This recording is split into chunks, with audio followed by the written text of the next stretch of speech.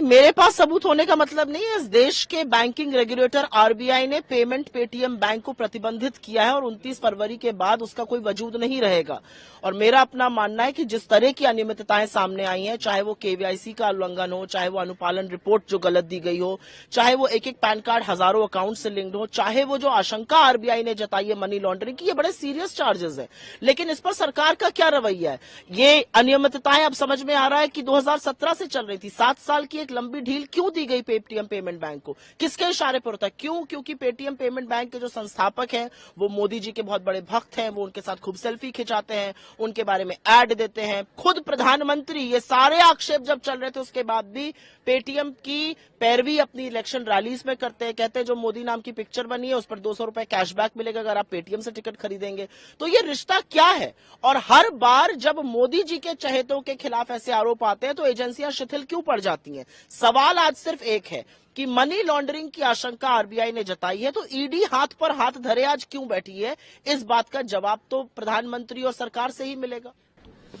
नहीं, मेरे पास सबूत होने का मतलब नहीं है। इस देश के बैंकिंग रेगुलेटर आरबीआई ने पेमेंट पेटीएम बैंक को प्रतिबंधित किया है और 29 फरवरी के बाद उसका कोई वजूद नहीं रहेगा।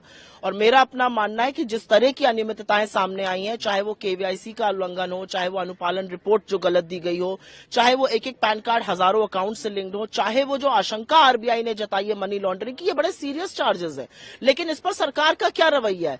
ये अनियमितताएं अब समझ में आ रहा है कि 2017 से चल रही थी। 7 साल की एक लंबी ढील क्यों दी गई पेटीएम पेमेंट बैंक को? किसके इशारे पर होता है? क्यों? क्योंकि पेटीएम पेमेंट बैंक के जो संस्थापक हैं वो मोदी जी के बहुत बड़े भक्त हैं। वो उनके साथ खूब सेल्फी खिंचाते हैं, उनके बारे में ऐड देते हैं। खुद प्रधानमंत्री, ये सारे आक्षेप जब चल रहे थे उसके बाद भी पेटीएम की पैरवी अपनी इलेक्शन रैलीज में करते हैं। कहते हैं जो मोदी नाम की पिक्चर बनी है उस पर 200 रुपए कैशबैक मिलेगा अगर आप पेटीएम से टिकट खरीदेंगे। तो ये रिश्ता क्या है? और हर बार जब मोदी जी के चहेतों के खिलाफ ऐसे आरोप आते हैं तो एजेंसियां शिथिल क्यों पड़ जाती हैं? सवाल आज सिर्फ एक है कि मनी लॉन्ड्रिंग की आशंका आरबीआई ने जताई है तो ईडी हाथ पर हाथ धरे आज क्यों बैठी है? इस बात का जवाब तो प्रधानमंत्री और सरकार से ही मिलेगा।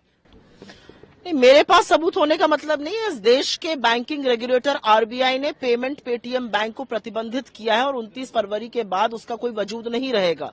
और मेरा अपना मानना है कि जिस तरह की अनियमितताएं सामने आई हैं, चाहे वो केवीआईसी का उल्लंघन हो, चाहे वो अनुपालन रिपोर्ट जो गलत दी गई हो, चाहे वो एक एक पैन कार्ड हजारों अकाउंट से लिंक्ड हो, चाहे वो जो आशंका आरबीआई ने जताई है मनी लॉन्ड्रिंग की, ये बड़े सीरियस चार्जेस है।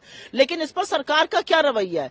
ये अनियमितताएं अब समझ में आ रहा है कि 2017 से चल रही थी। 7 साल की एक लंबी ढील क्यों दी गई पेटीएम पेमेंट बैंक को? किसके इशारे पर होता है? क्यों? क्योंकि पेटीएम पेमेंट बैंक के जो संस्थापक हैं वो मोदी जी के बहुत बड़े भक्त हैं। वो उनके साथ खूब सेल्फी खिंचाते हैं, उनके बारे में ऐड देते हैं। खुद प्रधानमंत्री, ये सारे आक्षेप जब चल रहे थे उसके बाद भी पेटीएम की पैरवी अपनी इलेक्शन रैलीज में करते हैं। कहते हैं जो मोदी नाम की पिक्चर बनी है उस पर 200 रुपए कैशबैक मिलेगा अगर आप पेटीएम से टिकट खरीदेंगे।